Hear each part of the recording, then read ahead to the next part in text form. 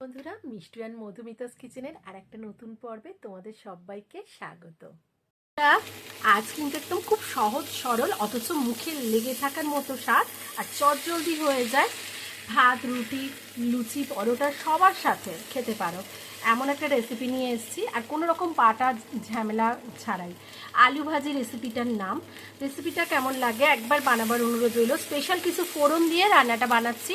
রান্নাতে কী ফোড়ন লাগবে চলো দেখে নিই, আর ঝটপট শুরু করে দিই রান্নাটা। আলু ভাজি সেদ্ধ করা, মানে 80 to 90%, পুরো সেদ্ধ হবে না, 80% সেদ্ধ করা আলুগুলোকে এরম স্কোয়ার স্কোয়ার করে, আর আমি সেদ্ধ করেছি 1 চিমটে নুন দিয়ে, চৌকো চৌকো করে কেটে নেব। এরপর একটা কড়াই বা প্যান বসিয়ে তাতে 3 টেবিল স্পুন থেকে 4 টেবিল স্পুন সর্ষের তেল অ্যাড করে তেল হালকা গরম হয়ে যাবে তখন 3টে শুকনো লঙ্কা, 3টে কাঁচা লঙ্কা চেরা, 1 স্পুনের মতো সর্ষে দানা বা রাই, একদম ছোট সর্ষে দানা, 1/2 স্পুন মেথি, 1 স্পুন কালো জিরে,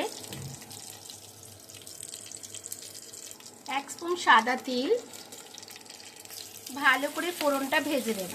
ফোড়ন থেকে একটা খুব মিষ্টি অ্যারোমা বা গন্ধ ছাড়লে, টেম্পারেচার একদম কিন্তু লোয়ে থাকবে ফোড়ন দেওয়ার সময়, স্ট্রিপ 2 থেকে 3 কারি পাতা দিয়ে দেব। তারপরে স্কোয়ার করে কাটা পেঁয়াজ, যতটা আলু ঠিক ততটাই পেঁয়াজ নেব, বা বন্ধুরা যদি পেঁয়াজ একটু বেশিও হয়ে যায় তাহলেও কিন্তু আপত্তি নেই, কিন্তু সমান সমান নিতেই হবে। দিয়ে একটু নাড়াচাড়া করব। মিডিয়াম টু লো ফ্লেমে হবে ফোড়ন দেওয়ার সময় থেকে।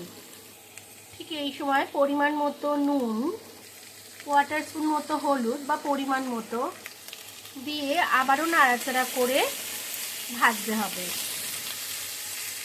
রান্নাটা খুব সহজ, চটজলদি, খুব কম সময় হয়ে যায়, অথচ স্বাদে অসাধারণ।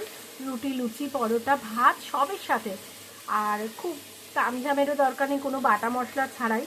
বন্ধুরা, এই ধরনের রান্না দেখতে হলে যদি ভালো লেগে থাকে, আমার চ্যানেলে নতুন বন্ধু হলে চ্যানেলটাকে সাবস্ক্রাইব করে নিয়ে পাশে থাকা বেল আইকন সহ ক্লিক করে নেওয়ার অনুরোধ রইল। আর দেখতে দেখতে একটা বন্ধুরা লাইক দিয়ে দাও, লাইক দিতে তোমরা ভুলে যাও। আর রান্নাটা কিন্তু সত্যিই স্বাদে অসাধারণ হয়, ডালের সাথেও ভাতের সাথেও খুব ভালো লাগে, আবার রুটি লুচি পরোটার সাথে একবার বানাবার অনুরোধ রইল বন্ধুরা। দারুণ স্বাদে অসাধারণ গন্ধ হয়, অথচ কম তেল মশলাতেই হয়ে যায়। পেঁয়াজগুলো স্বচ্ছ হয়ে যাবে মিনিট 2 পর, আরও একটু মানে হাফ কুক করে নিয়ে বা হাফ রান্না হয়ে যাবে পেঁয়াজটা, এইরকম সময় আমরা আলুগুলোকে অ্যাড করে দেবো।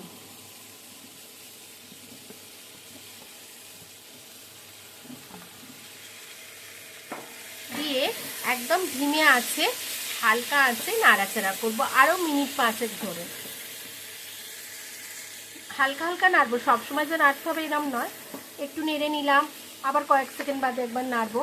এইভাবে সমস্ত ফোড়নের ফ্লেভার, নুন যেন সব রকম, লঙ্কার ঝাঁঝ সবটাই আলুর মধ্যেও এসে যায়, সেই সময়টা দিতে হবে। মিনিট 5 সময় ধরে হালকা আছে এরকম হালকাভাবে মাঝে মাঝে নাড়াচাড়া করলেই রান্নাটা কিন্তু একদম রেডি হয়ে যাবে। মাঝে একবার ঢাকা চাপাও দিয়ে দিতে পারো বন্ধুরা। মিনিট 5 পর ওপর থেকে একটু সাজাবার জন্য সাদা তিল ছড়িয়ে দিলাম। তৈরি হয়ে গেল আলু ভাজি। কেমন লাগলো বন্ধুরা?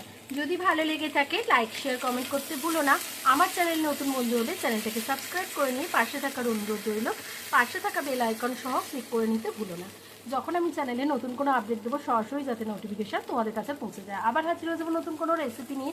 ততক্ষণের জন্য ভীষণ ভালো থেকো, আর প্লিজ প্লিজ প্লিজ একবার কিন্তু বানাবার অনুরোধ রইল। টাটা।